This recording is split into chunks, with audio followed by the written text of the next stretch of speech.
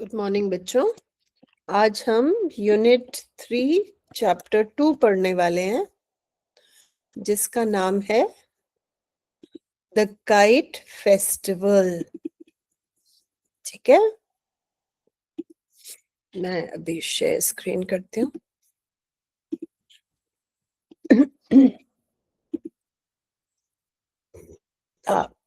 हमारे यहाँ हम 15 अगस्त को पतंग उड़ाते हैं, है ना। तीज पे पतंग उड़ाते हैं। तो काइट फेस्टिवल, बहुत त्योहारों पे हम पतंग उड़ाते हैं, लेकिन काइट फेस्टिवल अपने आप में भी एक त्योहार होता है ना। तो ये उसके बारे में है। लेकिन इससे पहले कि हम ये चैप्टर पढ़ें, हम क्या करने वाले हैं, इस चैप्टर में जो भी नए शब्द हैं हम उनके बारे में सीखेंगे और इसकी हम समरी पढ़ेंगे। ठीक है, और फिर इसके बाद हम ये चैप्टर पढ़ने वाले हैं। ठीक है।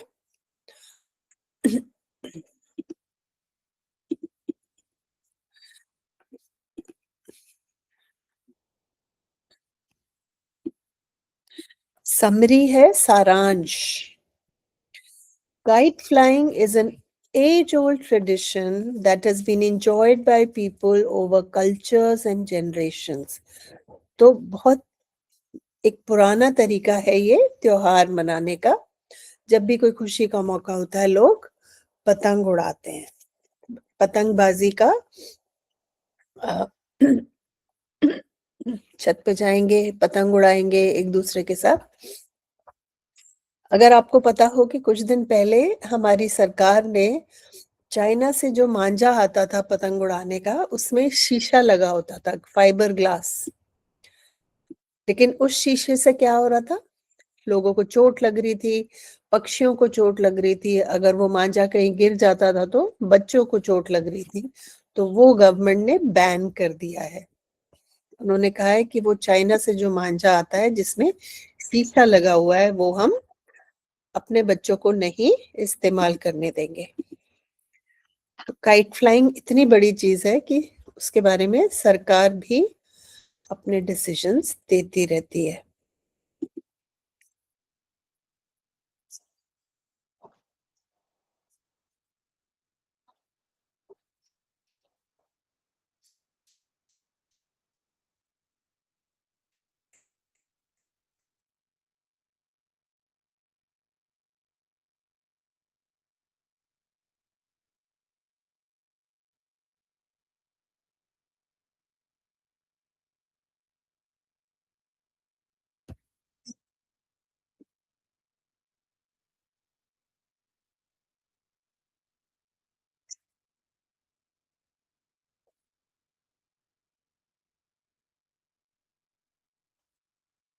ठीक है, और मकर संक्रांति पे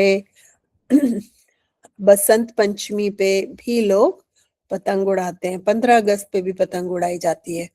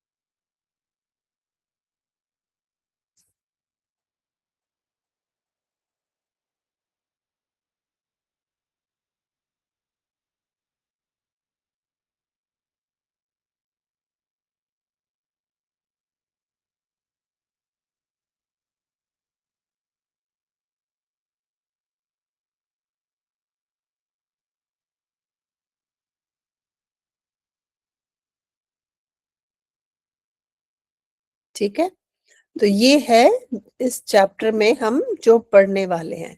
ठीक है, the kite festival. Years ago, the harassed mother would often say to her restless son, who needed to be kept busy during his holidays. Why don't you go fly a kite? And the little boy would happily pick up his kite and run out into the field. तो छुट्टियों में क्या होता है, बच्चे घर पे होते हैं, उनके पास कुछ करने को नहीं होता, तो ऐसे समय पे वो क्या करते हैं, वो माँ को परेशान करते हैं कि मैं क्या करूं, मैं क्या करूं। तो जब माँ, इसीलिए माँ को बोला है हरास्ट मदर, वो माँ जो जिसको बच्चे परेशान कर रहे हैं। तो माँ क्या कहती है ऐसे टाइम पे कि तुम जाके पतंग क्यों नहीं उड़ाते, और बच्चा खुशी खुशी अपनी पतंग उठाता है और खेत में चला जाता है पतंग उड़ाने। That, of course, was in the past when the only kites available were made of kite paper and thin wooden frames. Kites have come a long way since then with the invention of motorized and even fiberglass kites to compete with old-fashioned kites. Today, kite flyers can be found in different parts of the world, carrying different types of kites, waiting for the right winds. तो कहते हैं कि एक जमाना था जब सिर्फ कागज की पतंग हुआ करती थी, जिसमें एक लकड़ी लगी होती थी। ये पतंग अब भी हमारे यहाँ उड़ाते हैं बच्चे, ये आपने देखी होगी, है ना। इस तरह की पतंग, ये कागज से बनी हुई है, इसमें ये बैम्बू लकड़ी लगी हुई है, क्योंकि बैम्बू लकड़ी हल्की होती है। और पहले इस तरह की पतंगे होती थी, लेकिन आजकल और भी बहुत तरह की पतंगे चल गई हैं दुनिया में। तो कहता है kite flying has come a long way. अब तो बैटरी वाली भी काइट्स आ गई हैं, फाइबर ग्लास वाली भी काइट्स आ गई हैं, और पूरी दुनिया में पतंगबाजी बहुत मशहूर हो गई है, और तरह तरह की काइट्स आ गई हैं, राइट।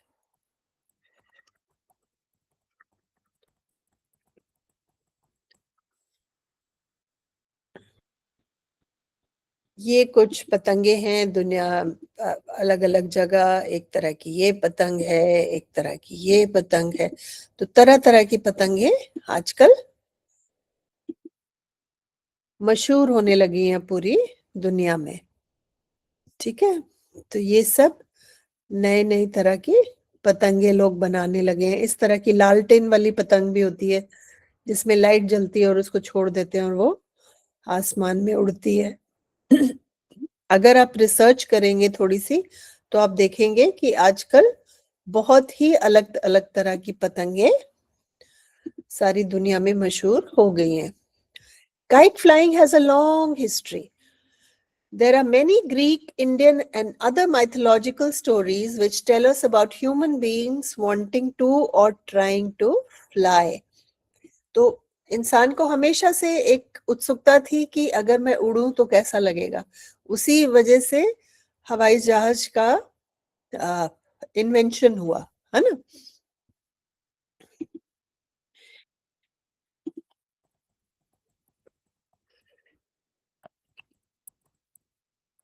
एक चीज होती है इन्वेंशन और एक चीज होती है discovery.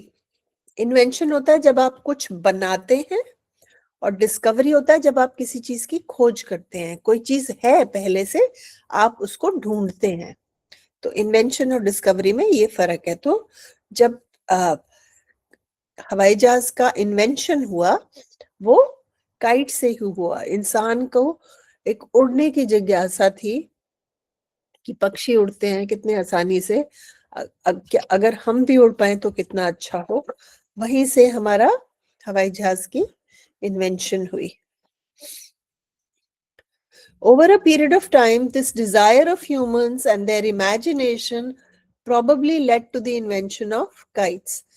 So, and it is likely that the box kites designed more than 100 years ago later inspired others to create power-driven airplanes. तो कहते हैं पहले हमने पतंग बनाई, फिर हमने वो बॉक्सेस बनाए जिसके नीचे वो आग लगा के उसमें लोग उड़ते थे बलून की तरह, और फिर उसके बाद हमने एरोप्लेन्स की इजाद की, डिस्कवर इन्वेंशन की। In India, however, The tradition of kite flying has not changed. Be it the coming of spring, which is celebrated as Basant, or during the festival of Makar Sankranti, people of all ages go out in the open to try their luck with their kites. In towns and cities where open spaces are difficult to find, terraces and rooftops are often used for this traditional sport. तो पहले तो खुले मैदान होते थे, तो लोग खुली जगह में जाके पतंग उड़ाते थे, लेकिन आजकल इतनी खुली जगह नहीं है, तो आजकल लोग अपनी छतों से पतंग उड़ाते हैं। और पतंग सिर्फ बच्चे नहीं, हर उम्र के लोगों को पतंग उड़ाने का शौक है। तो त्योहारों पे भी जैसे बसंत पंचमी है, संक्रांत है, मकर संक्रांति है, तो उस पे भी लोग पतंग उड़ाते हैं। In Gujarat, Makar Sankranti is kite flying day. Traditionally celebrated on 13th January or 14th, it is a holiday when people meet outdoors to cut each other's kites. ठीक ना, लोग एक दूसरे की पतंग काटते हैं, फिर जो पतंग कट जाती है उसको पतंग लूटने जाते हैं। तो ये आज भी गुजरात में इसी तरह से मनाया जाता है। This day also coincides with the festival of Uttarayan, when the sun is set to begin its journey to the northern hemisphere. The people of Gujarat celebrate Uttarayan with a lot of enthusiasm, and all business comes to a grinding halt for a couple of days. तो उन्हीं दिनों उत्तरायण का त्योहार भी पड़ता है, जो गुजरात में बहुत जोरों शोर से मनाया जाता है। It is also a celebration to mark the end of winter. और तब से कहते हैं कि सर्दियां खत्म होनी शुरू हो जाती है और मौसम गर्म होने लगता है। The kite flying begins at dawn and without a pause, continues without a pause throughout the day. तो क्या होता है कि सुबह सुबह पतंग उड़ाने का ये जो सिलसिला है वो शुरू होता है और पूरा दिन नॉन स्टॉप चलता है। People of all ages gather on terraces or rooftops. Friends, neighbors, even total strangers compete with each other, and cries of triumph rend the air when someone cuts the line of a rival. तो बच्चे, पड़ोसी और ऐसे लोग भी जिनको आप जानते नहीं है, उनसे आपकी दोस्ती हो जाती है पतंग उड़ाते वक्त, और आप एक दूसरे की पतंग काटते हैं, और जब कोई दूसरे की पतंग काट देता है तो बहुत उस चीज की सेलिब्रेशन किया जाता है।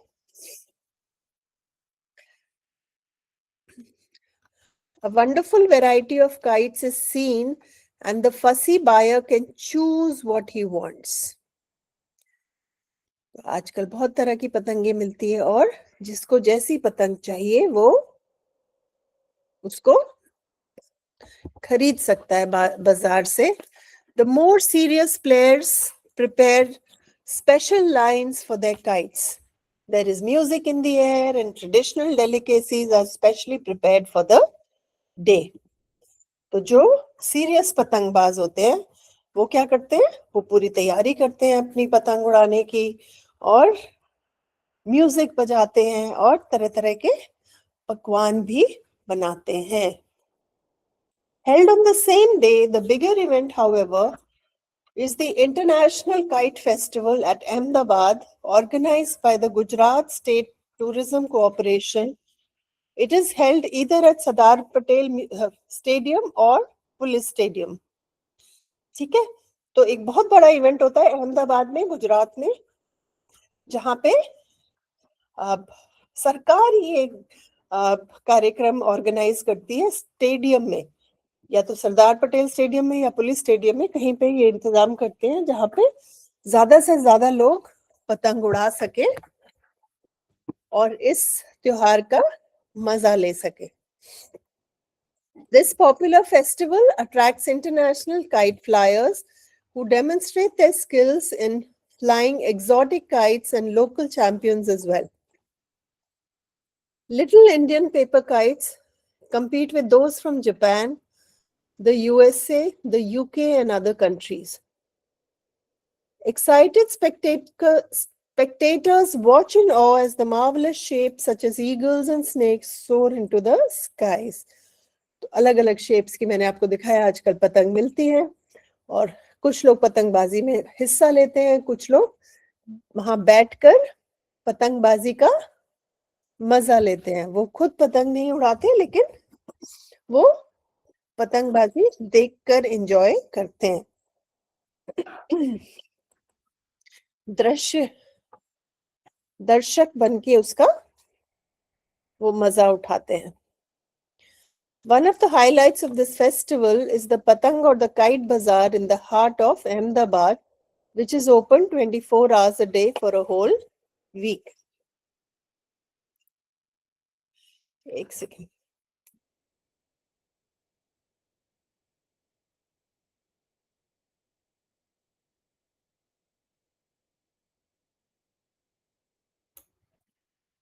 ओके, ठीक है, तो अलग अलग शेप में स्काईज में आप देख सकते हैं। One of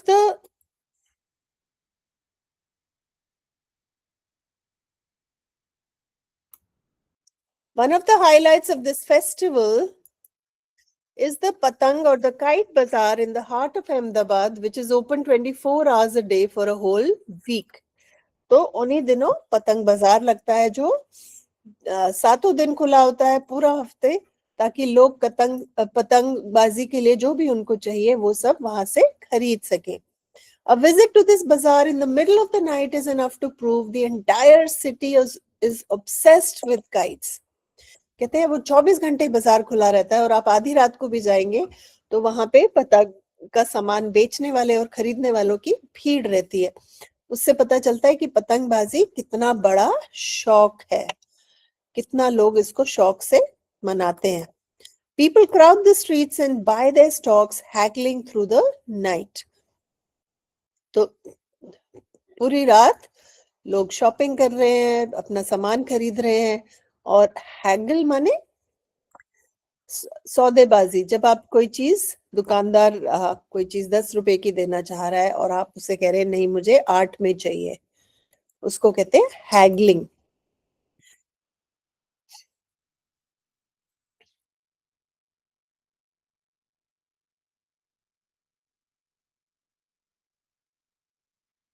ठीक है, सौदेबाजी। Skilled craftsmen demonstrate age-old kite-making skills and how to prepare the special thread used for kite flying. तो वहां पे लोग धागा बना भी रहे होते हैं और दिखाते हैं कि वो धागा कैसे तैयार करा जाता है। Mixtures of glue and ground glass cover the lines, which are dried and rolled into reels known as firkis. These lines are so sharp that carelessly used they can cut a finger. इतनी खतरनाक होती है कि ये अगर ध्यान से नहीं इस्तेमाल किया तो आपका उंगली या हाथ काट सकते हैं। The excitement does not end with nightfall. Now it is time for the illuminated box kites, often strung on one line, to be launched into the sky. Called tukals, they add a grand beauty to the dark sky and compete with the brilliance of the stars. और फिर ये light वाली पतंगे होती हैं जिनमें light जलाई जाती है और फिर वो छोड़ी जाती हैं और रात को वो तारों की तरह स्काई में चमकती हैं। राइट, इल्यूमिनेटेड बॉक्स काइट्स आपको दिखा देती हूँ एक बारी।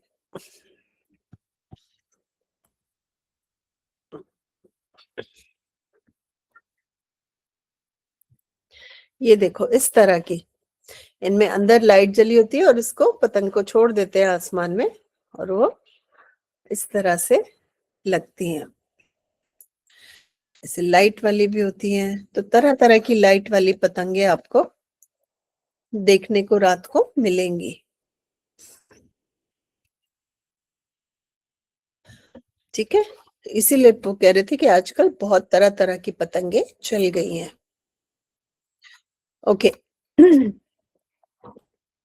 चलो अब हम क्वेश्चंस कर लेते हैं जो हमने ये चैप्टर पढ़ा है अभी पतंगबाजी के बारे में, उनके बारे में। एंटोनिम माने विरोध, वो शब्द जिसका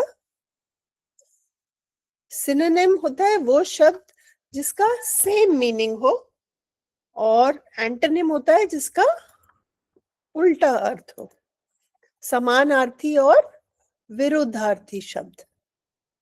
तो वो हमें इस टेबल में डालने हैं। हैप्पीली का समानार्थी क्या होगा और हैप्पीली का विरोधार्थी क्या होगा? ठीक है,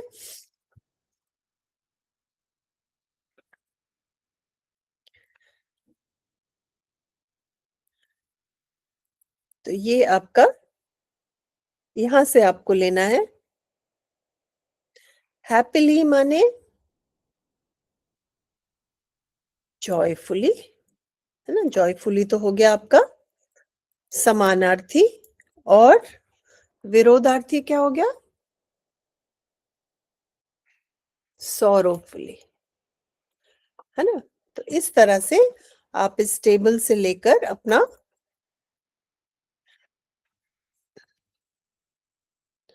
इस टेबल को आप भर सकते हैं। इससे आपको नए शब्द सीखने को मिलेंगे और आपको अपने आंसर्स लिखने में भी मदद मिलेगी। ठीक है,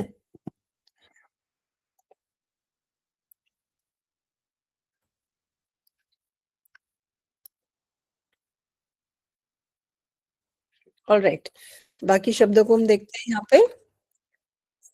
ट्रेडिशनल, ट्रेडिशनल माने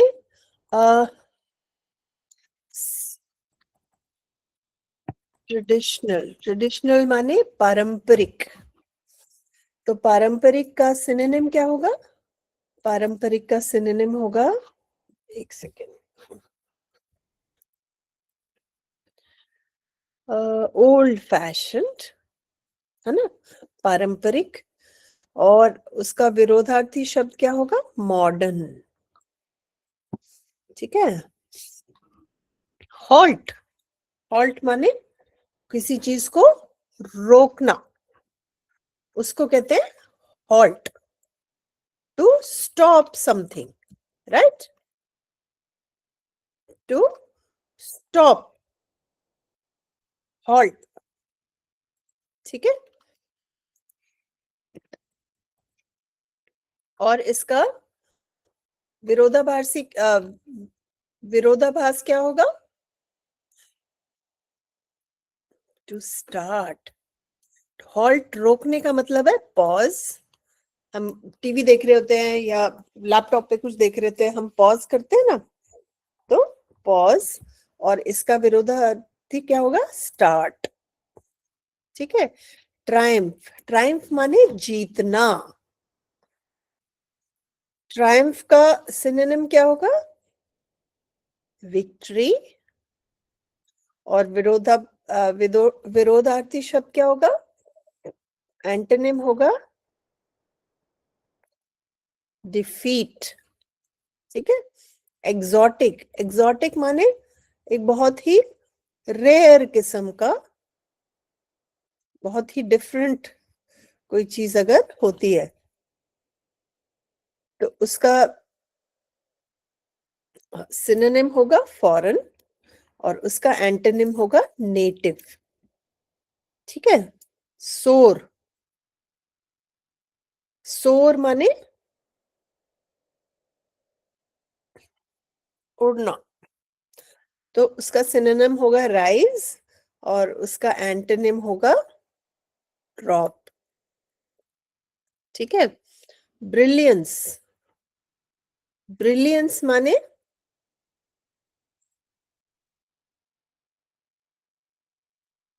ब्रिलियंस होगा लस्टर, मतलब शाइन, और उसका ऑपोजिट होगा dullness,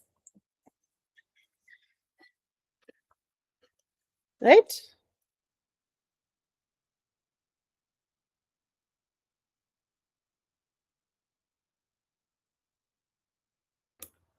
okay, so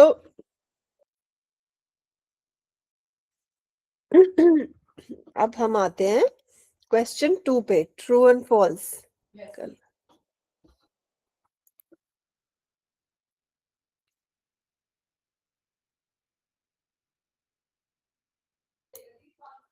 Okay. So then we come to true and false. True and false माने ट्रू वो जो सही है और फॉल्स माने जो गलत है. आपको जो सेंटेंस सही है उसमें आपको ट्रू लिखना है और जो गलत है उसमें आपको फॉल्स लिखना है. एक बार उसकी ट्रांसलेशन सुन लेते हैं. ठीक है, तो ये हमने जो चैप्टर पढ़ा है उसके हिसाब से आपको ट्रू और फॉल्स लिखना है. Fiberglass kites led to creating power-driven aeroplanes. क्या ये बात सही है? ये गलत है. फाइबर ग्लास की पतंगे अभी बनी हैं और हवाई जहाज बहुत पहले से थे, है ना. तो जो सेकंड सेंटेंस है, in Gujarat the kite festival is celebrated to welcome the spring. ये भी गलत है.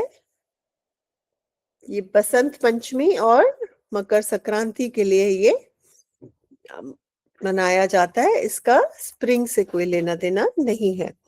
Uttarayan starts from Makar Sankranti onwards. ये सही है, ये ट्रू है. Kite flying in Gujarat is a competitive sport cum festival. तो काइट फ्लाइंग पतंगबाजी को एक त्योहार के लिए भी तरह भी मनाया जाता है और एक खेल की तरह भी इसमें कंपटीशन होता है. ये भी ट्रू है, ये बिल्कुल सही है.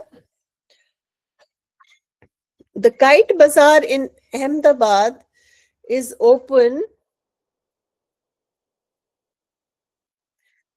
एक हफ्ते के लिए. दिन रात काइट बाजार खुलता है अहमदाबाद में. ये भी सही है, ये ट्रू है. The special thread for kite flying is sharpened by adding sugar and glass pieces. ये गलत है. ग्लास पीसेस उसमें लगाए जाते हैं ताकि वो दूसरी पतंग को काट सके. ग्लास का चूरा लगाया जाता है लेकिन शुगर नहीं लगाई जाती. ठीक है, तो इसलिए ये फॉल्स है. अब हम नेक्स्ट क्वेश्चन पे आते हैं. Using points from the lesson give details of the following in a sharp paragraph for each topic. Right, different types of kites. इन तीनों में से आप एक पैराग्राफ लिख सकते हैं. आप 3 पैराग्राफ लिख सकते हैं. एक अलग अलग पतंगों के बारे में, एक जो फेस्टिवल है, काइट फेस्टिवल है अहमदाबाद में, कब मनाया जाता है, कैसे मनाया जाता है, उसके बारे में आप लिख सकते हैं. और आप जो काइट बाजार है अहमदाबाद का उसके बारे में भी आप लिख सकते हैं. ठीक है, इन तीनों से रिलेटेड आप एक एक पैराग्राफ लिख सकते हैं. मैं आपको एक एग्जाम्पल दिखा देती हूँ जो मैंने आपके लिए तैयार किया है. Different kinds of kites. In earlier times, kites were made of simple kite paper and thin wooden frames. With time, kite flying has developed and modern kites made of fiberglass and even motorized kites have appeared. Today, a wide variety of kites in different shapes and sizes are flown across the world, including box kites and illuminated kites used during festivals. तो ये paragraph इस तरह से आप कुछ लिख सकते हैं डिफरेंट काइट्स के बारे में. एक बार इसका ट्रांसलेशन सुन लेते हैं ताकि आपको पता चले ये इसमें क्या है.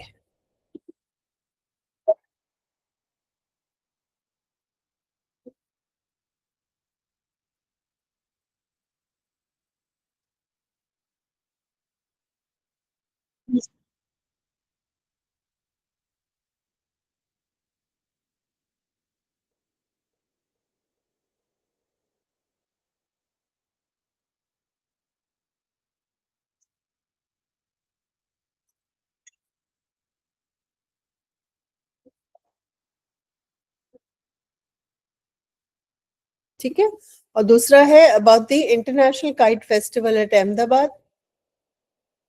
इसके बारे में आप लिख सकते हैं that the International Kite Festival is held at Ahmedabad and is organized by the Gujarat State Tourism Corporation. Kite flyers from many countries participate and display exotic kites. तो ये ऐसा कंपटीशन है जिसमें अलग अलग देशों से लोग आते हैं अपनी पतंग उड़ाने. Indian paper kites compete with kites from countries like Japan, USA, and UK. Spectators watch in awe as beautifully shaped kites soar in the sky. एक बार इसका ट्रांसलेशन सुन लेते हैं.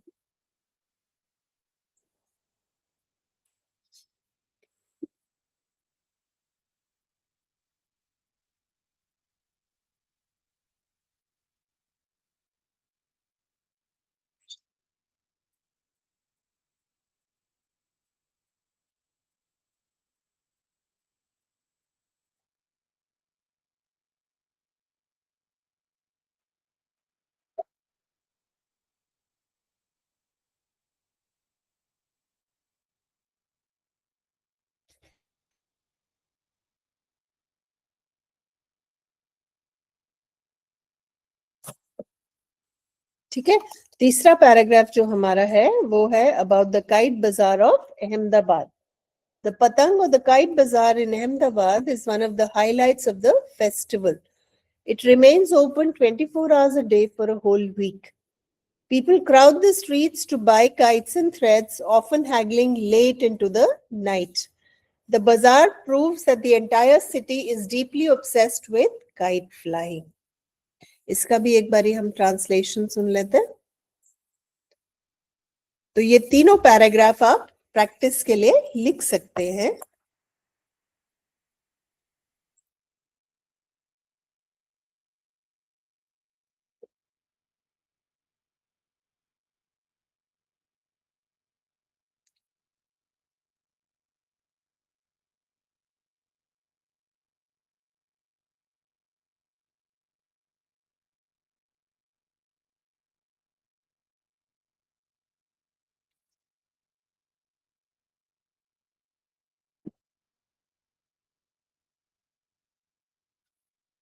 ठीक है. तो ये तीनों पैराग्राफ्स आप लिख सकते हैं. इससे आपकी राइटिंग प्रैक्टिस होगी, आपने जो चैप्टर पढ़ा है उसकी आपकी रिवीजन होगी, है ना. नेक्स्ट क्वेश्चन देखते हैं. You have just returned from your first experience of the Kite Festival in Gujarat, Ahmedabad. You were thrilled with the festivities. आप अभी गुजरात का फेस्टिवल देखकर आए हैं और आप बहुत खुश हैं. तो आपको दो चीजें करनी है. एक तो आपको एक छोटी सी रिपोर्ट लिखनी है अपने लोकल न्यूज़पेपर के लिए, और दूसरा आपको, आपका एक फ्रेंड है जो बाहर रहता है, दूसरे देश में रहता है, उसने ये कभी नहीं देखा है काइट फेस्टिवल गुजरात वाला, तो आप उसको बताएंगे कि इस फेस्टिवल में क्या होता है, ये कैसे सेलिब्रेट किया जाता है. तो इन दोनों के एग्जाम्पल मैं आपको दिखा देती हूँ, एक रिपोर्ट का और एक लेटर का. आप अपनी तरफ से भी लिख सकते हैं, आप भी प्रैक्टिस कर सकते हैं. मैं एक एग्जाम्पल आपको दिखा देती हूँ, क्योंकि ये 14 जनवरी को होता है तो वही आप डेट डालेंगे. तो आर्टिकल की हेडिंग है रिपोर्ट की, sky painted with colours at Gujarat kite festival. ठीक है. The famous Kite Festival of Gujarat was celebrated with great enthusiasm during Makar Sankranti. Rooftops and open grounds were filled with people flying colorful kites from dawn till night. Traditional food was prepared, music filled the air, and friendly competitions were held to cut rival kites. The International Kite Festival was also organized, where kite flyers from different countries displayed exotic kites in fascinating shapes. Special illuminated box kites lit up the night sky. The event was enjoyed by people of all ages and was marked as a grand celebration of culture and tradition. तो एक ये बहुत ही simple report है जो उसके बारे में है कि फेस्टिवल पे क्या क्या हुआ. इसका थोड़ा सा ट्रांसलेशन सुन लेते हैं.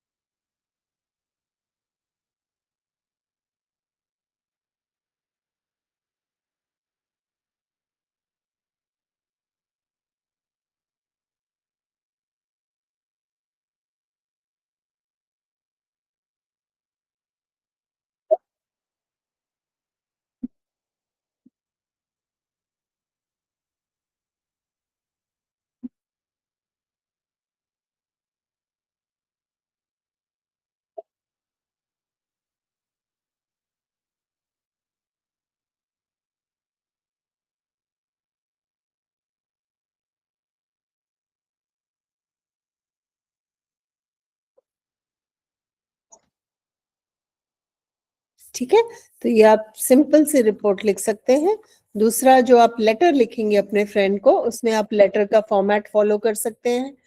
आप अपने फ्रेंड का नाम लिख सकते हैं, डियर, जो भी उनका नाम है, और जब आप उसको साइन ऑफ करते हैं तो आप नीचे अपना नाम लिखेंगे, योर्स लविंगली, आपका जो नाम है। यहाँ पे मैंने फ्रेंड लिखा है, फ्रेंड का आपका जो भी नाम है आप यहाँ पे लिख सकते हैं।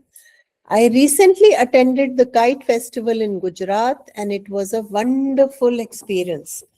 The sky was filled with colorful kites and people gathered on rooftops to fly them all day. We enjoyed traditional sweets and cheered loudly when the kites were cut.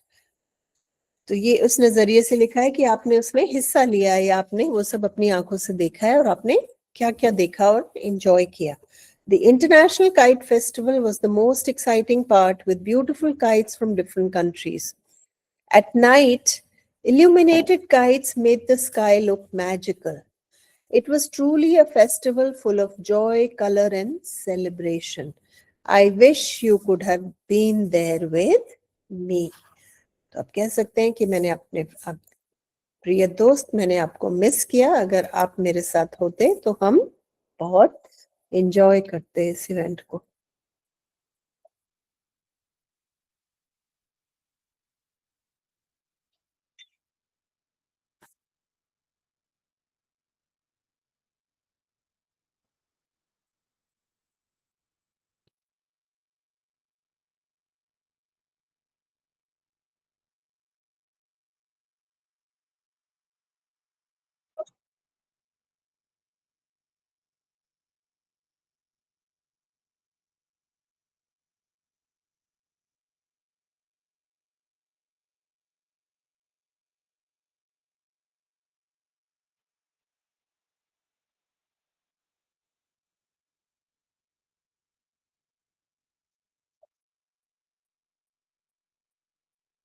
ठीक है, तो ये हमारे दोनों राइटिंग टास्क हो गए question 4। तो question 1, 2, 3, 4 आप प्रैक्टिस लिख के जरूर करिएगा। ठीक है, ये 2 ग्रामर क्वेश्चंस हैं, इनका एक बार आंसर्स देख लेते हैं। ठीक है, ये वर्ब फॉर्म, इनका जो टेंस है उसके बारे में ये सवाल है। ये कुछ एग्जाम्पल्स आपको दिए गए हैं कि प्रोग्रेसिव टेंस में आईएनजी होता है, प्रेजेंट टेंस में इज होता है, पास्ट टेंस में वॉज होता है, और फ्यूचर में विल बी होता है। और आप देखेंगे कि प्रेजेंट कंटिन्यूअस में भी आईएनजी है, इज आईएनजी, पास्ट कंटिन्यूअस में वॉज आईएनजी, फ्यूचर कंटिन्यूअस में विल बी आईएनजी। ठीक है, परफेक्ट में ईडी होता है, have played, had played, will have played. और इसमें आपको टेंस आइडेंटिफाई करना है इन सेंटेंसेस में, वो आप कर सकते हैं। एक और चीज मैंने जो आपके लिए की है, मैंने 2 चीजें की हैं। ये जो चैप्टर है हमारा, इसमें जो भी नए शब्द हैं, एक तो इसकी समरी मैंने आपके लिए निकाली है। ठीक है, और जो आप देखेंगे कि हमारी कहानी में जो साइड में ये क्वेश्चंस है, ये how did kites of the past differ from the modern ones, when is kite flying at its peak in India, इन सवालों के जवाब भी मैंने आपके लिए इस डॉक्यूमेंट में डाले हैं। यहाँ पे आप देखेंगे ये जो मार्जिन में क्वेश्चंस थे, उनके जवाब भी मैंने आपके लिए यहाँ पर इस रिसोर्स में डाले हैं। ये हमारा सारांश है जो हमने चैप्टर पढ़ा है, बहुत ही सिंपल भाषा में पूरे चैप्टर का सारांश है। और हमारे चैप्टर में जो भी नए शब्द हैं उनकी टेबल बनाकर यहाँ पे उनको डाला गया है। ठीक है, तो उससे क्या होगा, आपको शब्द समझने में और इस्तेमाल करने में मदद मिलेगी। ठीक है, और उनसे एक सेंटेंस भी बना हुआ है, ये सेंटेंसेस आप लिख के जरूर प्रैक्टिस करिएगा। ठीक है बेटा, एक बारी हम ये पढ़ लेते हैं। हेरास्ट, हमने शुरू में पढ़ा था ना, छुट्टियों में बच्चे मम्मी को हरास करते हैं, परेशान करते हैं। ओके, सेंटेंस है the harassed boy wanted a break from studies.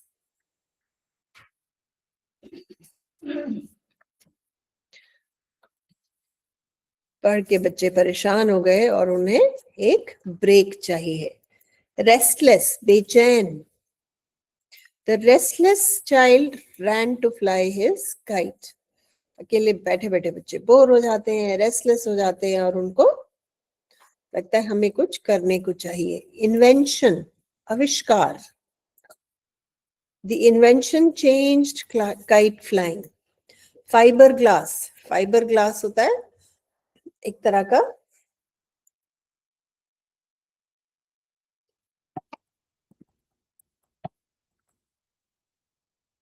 वो मटेरियल होता है। ओके, ट्रेडिशन, परंपरा। Kite flying is a tradition in India. Coincide, जब दो चीजें एक साथ होती हैं। कई बार होता है ना, परिवार में दो लोगों का जन्मदिन एक साथ हो जाता है, या किसी दिन त्योहार भी होता है और किसी का जन्मदिन भी होता है, उसको कहते हैं coincide. The festival coincides with Makar Sankranti. Enthusiasm, उत्साह। राइवल, प्रतिद्वंदी। ट्रायम्फ, विजय। डेलिकेसीज, स्वादिष्ट भोजन। वैरायटी, विविधता। फसी, नखरे करने वाले।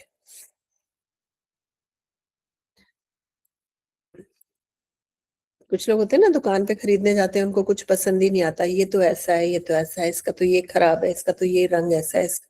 ऐसे लोगों को कहते हैं फसी, जिनके नखरे बहुत होते हैं। एग्जॉटिक, विदेशी।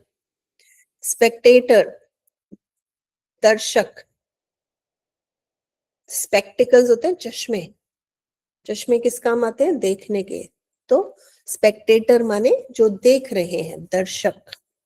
ऑब्सेस्ड, जुनूनी। हैगलिंग, मोल भाव करना। क्राफ्ट्समैन, कारीगर। डेमोन्स्ट्रेट, कुछ करके दिखाना। साइंस की क्लास में होता है ना, टीचर एक पहले एक्सपेरिमेंट डेमोन्स्ट्रेट करती है और फिर उसके बाद कहती है कि अब तुम खुद करो ये एक्सपेरिमेंट, तो उसको कहते हैं डेमोन्स्ट्रेट, दिखाना। मिक्सचर, मिश्रण, कुछ चीज को, दो चीजों को मिलाना। रील, रील कहते हैं धागे, वो धागे को लपेटते हैं, उसको रील कहते हैं। ये इंस्टाग्राम वाली रील नहीं है। इल्यूमिनेट, रोशनी। ब्रिलियंस, चमक। कंपीट, मुकाबला करना। हमने देखा ना पतंगबाजी में कैसे लोग एक दूसरे से मुकाबला करते हैं। सोर, ऊंचा उड़ना। पॉज, किसी चीज को विराम देना। मैंने एग्जाम्पल दिया था, जब हम टीवी देखते हैं तो हम, अगर कोई आ जाता है तो हम उसको पॉज कर देते हैं, फिर सामने वाले से बात करके फिर वापस चलाते हैं, तो उसको पॉज, विराम देना, थांबा। गैदरिंग, जमावड़ा, जहां लोग जमा हो जाते हैं, इकट्ठे हो जाते हैं। फेस्टिवल, त्योहार। ट्रेडिशन बाउंड, परंपरागत, जो चीज परंपरा, पुराने जमाने से परंपरा चली आ रही है, उसको कहते हैं ट्रेडिशन बाउंड। सेलिब्रेशन, उत्सव, त्योहार, जिस चीज को जोर शोर से मनाया जाए। इमेजिनेशन माने कल्पना।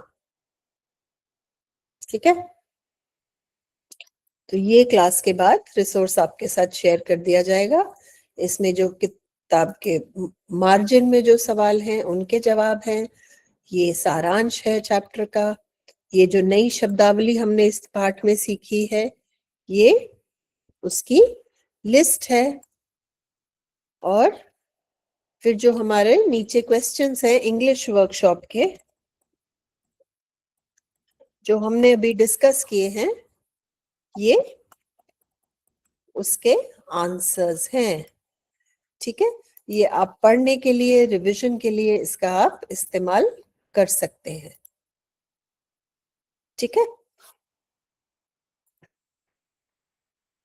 ये जो है आपके, ये हैं इंग्लिश वर्कशॉप के क्वेश्चंस और ये हैं आपके इंग्लिश वर्कशॉप के आंसर्स यहाँ पे। ठीक है, क्लास के बाद बेटा ये आपके साथ शेयर कर दिया जाएगा।